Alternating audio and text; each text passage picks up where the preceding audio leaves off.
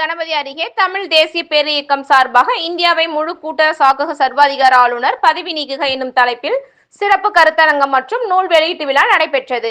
இந்நிகழ்ச்சியில் சிறப்பு அழைப்பாளராக தமிழ் தேசிய பேரியக்கத்தின் பொதுச் செயலாளர் கி. வெங்கட்ராமன் கலந்து கொண்டு சிறப்புரையாற்றுகையில், இந்தியாவை பொறுத்தவரைக்கும் ஆளுநர்களின் சர்வாதிகார போக்கு தொடர்ந்து நீடித்து வருகிறது. இது கூட்டாட்சி தத்துவத்திற்கு எதிரான. எனவே முழு இந்தியாவையும் கூட்டரசாக்க வேண்டும். அதே போல நம்ம நாட்டின் பன்முகத்தன்மையை மாற்றக்கூடாது. எனவே கூட்டு அரசு என்பது ஒரு நாட்டிற்கு மிகவும் முக்கியமானது என்பன உட்பட பல்வேறு கருத்துக்களை முன்வைத்து சிறப்புரையாற்றினார். மேலும் நிகழ்ச்சியின் ஒரு பகுதியாக கருத்தரங்கின் சிறப்பு தீர்மானங்களும் அதே போல நூல் வெளியீட்டு விழாவும் நடைபெற்றது. இந்நிகழ்ச்சி தமிழ் தேசிய பேரியக்கம் கோவை மாவட்ட செயலாளர் பாலகுமாரன் தலைமையில் நடைபெற்றது. தமிழ்ச்செல்வன் வரவேற்புரையாற்றினார். மேலும் நிகழ்ச்சியில் தாம் தமிழர் கட்சியின் மாநில ஒருங்கிணைப்பாளர் அப்துல் வஹாப், தமிழர் முன்னணி பொதுச் செயலாளர் இமயம் சரவணன், புதிய தலைமுறை மக்கள் கட்சி தலைவர் கோபாலகிருஷ்ணன், தமிழ் பேரவை அமைப்பாளர் காமராசு, நதிநீர் இணைப்பு பொறியாளர் வேலுச்சாமி உட்பட பலர் கலந்து கொண்டனர். வணக்கம்.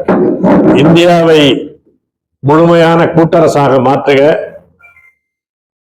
காலனி ஆதிக்கம் போல அமர்த்தப்பட்டிருக்கிற ஆளுநர் பதவியை ரத்து செய்க என்ற முதன்மை முழக்கத்தை முன்வைத்து தமிழ் தேசிய பேரியக்கத்தின் சார்பில் இந்த கருத்தரங்கம் ஒழுங்கு செய்யப்பட்டிருக்கிறது கோவையில். இது கூட்டரசு கோட்பாட்டை விளக்கக்கூடிய ஒரு கருத்தரங்கமாக நடந்து கொண்டிருக்கிறது. முக்கியமாக கடந்த மே 10ஆம் நாள் தஞ்சாவூரில் தமிழ் தேசிய பேரியக்கம் கூட்டரசு கோட்பாட்டு மாநாட்டை நடத்தியது. அதனுடைய தீர்மானங்களை, முதன்மை கோரிக்கைகளை விளக்கி பல்வேறு நகரங்களிலே நடந்து வருகிற கருத்தரங்கத்தின் தொடர்ச்சியாக கோவையிலும் நடக்கிறது. இந்த கூட்டரசு இப்போது இருப்பது என்பது ஏற்கனவே வரைவு குழுவினுடைய தலைவராக இருந்த அம்பேத்கர் அவர்களே ஒத்துக்கொண்டிருந்தபடி, பல்வேறு சட்ட வல்லுநர்கள் ஏற்றுக்கொண்டிருக்கிறபடி, கூட்டாட்சி என்ற ஒரு தோற்றத்தில் இருக்கிற ஒற்றையாட்சி, எல்லா அதிகாரங்களும் இந்திய அரசின் கையில் தான் குவிக்கப்பட்டிருக்கிறது. மாநிலங்கள் ஒரு நகராட்சியை விட கீழான அதிகாரத்தை தான் பெற்றிருக்கின்றன என்ற நிலைதான் இன்றைக்கு தமிழ்நாடு மட்டுமல்ல, இந்தியாவினுடைய பல்வேறு மாநிலங்களிலும் அந்த சிக்கல் எதிர்நோக்கிக் கொண்டிருக்கிறது. தமிழ்நாடு அரசு ஜோசப் குரியன் தலைமையிலே, நீதிபதி குரியன் தலைமையிலே ஒரு 3 நபர் குழுவை அமைத்து, உயர்மட்ட குழுவை அமைத்து இது பற்றி ஆய்வு செய்வது என்று சொல்லியிருக்கிறார்கள். இதற்கு முன்னால் கலைஞர் கருணாநிதி அவர்கள் முதலமைச்சராக இருந்த போது 1974 ராஜமன்னார் குழு அமைக்கப்பட்டு அதனுடைய பரிந்துரை என்பது தூசி படிந்து கிடக்கிறது.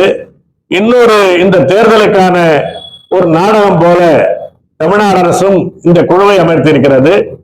இந்த குழுவினுடைய முதல் கருத்தரங்கம் நேற்றைக்கு சென்னையில் நடந்திருக்கிறது.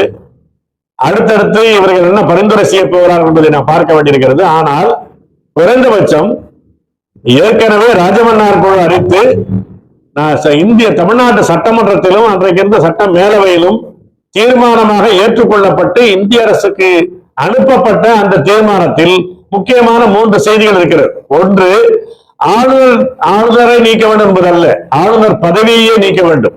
கவர்னர்ஷிப் என்பதே கூடாது. ஆளுநர் என்ற பதவி என்பது மாநிலங்களை, மொழிவழி இன மக்களை அடிமையாக்குவது, ஒரு காலனிய கருத்தியலது என்பதை ராஜமன்னார் குழு சொல்லி சட்டமன்றம் ஏற்றுக்கொண்டு தமிழ்நாடு அரசின் சார்பில் ஏற்கனவே இந்திரா காந்தியிடம் கொடுக்கப்பட்டது. அது அரசாங்கத்தினுடைய ஆவணம். அதுபோல ஒரு தேர்ந்தெடுக்கப்பட்ட மாநில ஆட்சியை இந்திய ஆட்சி குடியரசுத் தலைவர் வழியாக கலைக்கலாம் என்றிருக்கிற 356வது விதி, அதுபோல கலைப்பதற்கு அதிகாரம் கொடுக்கிற 365வது விதி, இது எல்லாம் நீக்கப்பட வேண்டும்.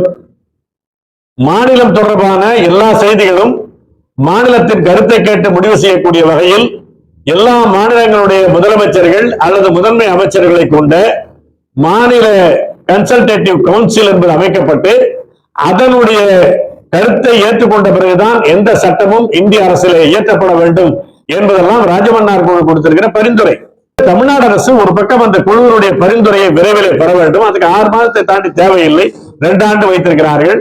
அதெல்லாம் என்னுடைய கருத்து, அந்த குடியரசுத் தலைவருடைய ரெஃபரன்ஸ இந்த கருத்து கேட்பது என்பது தேவையில்லை என்று உச்சநீதிமன்றம் தள்ளுபடி செய்ய வேண்டும். தேவையில்லை என்று தள்ளுபடி செய்ய வேண்டும் என்று தமிழ்நாடு அரசு வலியுறுத்த வேண்டும் நீதிமன்றத்தில். அதுதான் எங்களுடைய கருத்து.